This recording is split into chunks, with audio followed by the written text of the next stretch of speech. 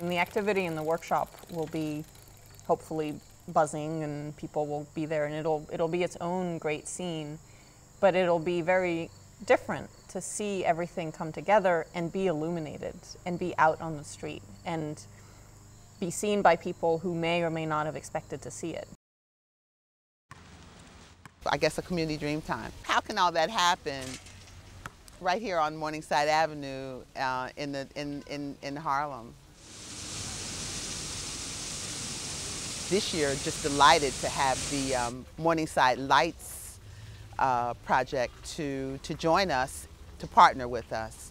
I'm incredibly excited that the Arts Initiative and Miller Theater are teaming up this fall to work with the Processional Arts Workshop and partner with the Friends of Morningside Park to produce our second large-scale participatory community event in Morningside Park.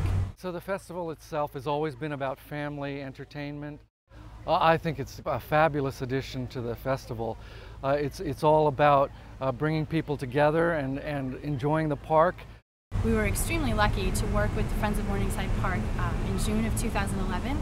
We produced a performance called Inixuit, which was scored for 99 percussionists, and we brought 99 musicians, over 1,000 instruments, and about 2,500 audience members here into the park. Almost immediately, we set about thinking, what could we do next, and continue to work within the community and the campus in a large-scale event. We found the artists Sophia Michaelis and Alex Kahn. They run Processional Arts Workshop. For the last 14 years, we've been the theme designers for New York City's Halloween Parade. We are artists who work in this medium that we call processional art, which is really an amalgam of pageant puppetry, street theater, mask work, light and projection, dance and movement. And what we do is we go into various communities. We ask a lot of questions, we do a lot of research, we sort of delve into what the untold story of that community may be, and then we create a site-specific work of processional art, but everything suited to that particular set of local narratives. We're turning every public space at Miller Theater into a workshop, so it'll be kind of architecture and imagination and creativity and working to build the creations that will fit into this year's theme. So the theme is Morningside Lights, the imagined city. And so we'll decide kind of democratically during the process of the workshops what that means. And so each participant will bring their own idea of what it means for the imagined city. And the fabulous thing is that they'll all be illuminated from within. And so the procession takes place in the evening, coming through this park, and all of the pieces will be illuminated from within. I think it'll be really spectacular. Anyone who wants to participate can come and drop in for an hour every afternoon during the week, as long as they want, to help build these lanterns of sort of imaginary buildings that we'll be making. And you know, people can come in, they may have done paper mache before, they may be architects and have sort of experience building structures, or they may have no experience at all, and we'll teach them how to do it. So really what we're creating is a city. So the objects will not necessarily be animated objects moving around with arms and legs.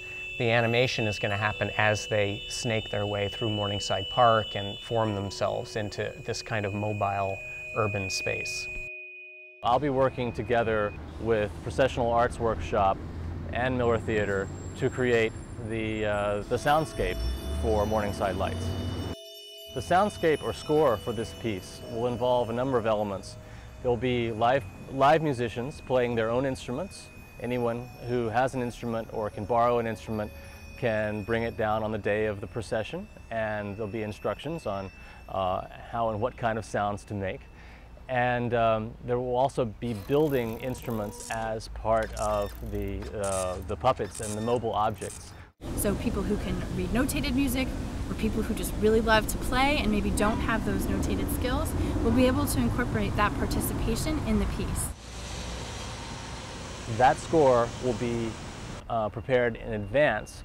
I'm recording sounds in the park here, and I'll be cutting those up and making a kind of connective tissue, making a backing track for the whole procession. The participatory nature of it is so key, and And we've tried to stress that in our festival over many years. The entire event from start to finish depends on community participation, and it'll be as big as the community that shows up to bring it to life. A city that's creative, imaginative, safe, beautiful, and functional, if all those things can happen.